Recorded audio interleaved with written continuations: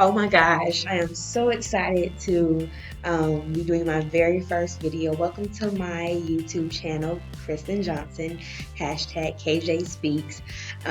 Today will be my first video, and I'll be talking about Chronicles of a 20 something. This is something that God gave me at the beginning of 2019, and basically it chronicles things that I have learned in my 20s. This is like my 8th time recording this video. I've recorded the whole video and then learned that the sound was not working on my computer. So I'm recording again and hoping that this is my last time recording this. But for my first chronicle of a 20 something, I want to talk about the topic don't destroy him. And God put this topic in my heart at the beginning of this year, but I did not know that this topic would basically kind of keep me. I did not know that I would run into situations where I would feel like destroying some people, not because I'm evil, but because it literally has hurt me to the core. Excuse the background also, because this is not really where I'm going to be recording usually, but I have to get this video out because it's pressing on my spirit. So don't destroy him. God took me to 1 Samuel, really took me to the story of David, and I read the entire story, 1 Samuel, 2 Samuel, and before this topic, don't destroy him, I'll be coming from 1 Samuel 26. And so in the book of 1 Samuel, David was given an opportunity to kill Saul, not once but twice. David, as we know, was anointed to become king. And then he went through a whole series of life before he actually became king 15 years later. And so 1 Samuel, 2 Samuel covers his time from the prophecy to the manifestation of what was prophesied to him at the age of 15. And David went through a lot. David's integrity, his character, his purpose on life was questioned. And I know David probably thought, God, is it worth it? Because David was okay tending the sheep. David was okay with where he was at, but God had a greater need for him. And so in this situation, in 1 Samuel 26, David is put in a position where he has the chance to kill Saul. When David first met Saul, Saul's king, and when he first met Saul, Saul loved him, Saul needed him. But then the tables turned, and now David's on the run for his life. He's in and out of towns. He's having to leave at the middle of the night because Saul is trying to kill him. And this is the second time that David comes upon Saul, and Saul is in a position of vulnerability, a position of weakness, a position of at David's mercy. The second time David sees Saul, Saul is actually sleeping, and David's servant, his assistant, it's kind of how I see him. He said, well, let's kill him. But this is what David said to his servant. He said, don't destroy him. Who can lay a hand on the Lord's anointed? And then at this present time, David had all that he needed to kill Saul.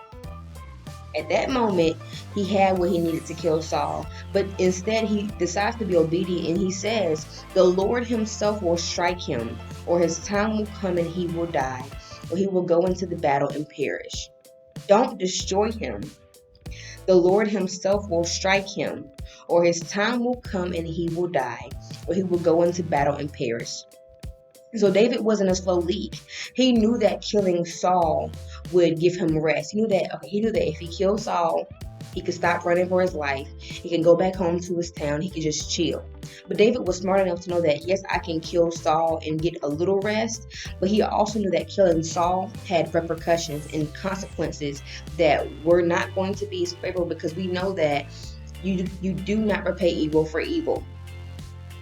And so the whole point of the whole don't destroy him is just coming to understand that there will come a time when people will talk about you, lie on you, belittle you, mistreat you, disrespect you, abuse you, ostracize you, want to kill you.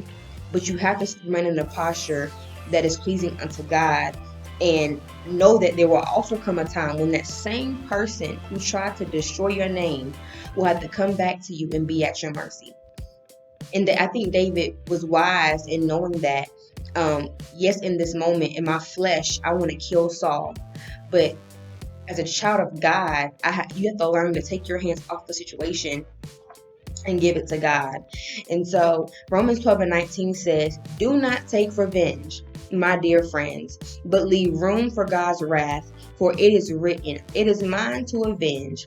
I will repay, says the Lord. It is not our job to get back at people. It is not our job to fight our own battles. It is not our job to go on social media and bash other people. Let God handle it.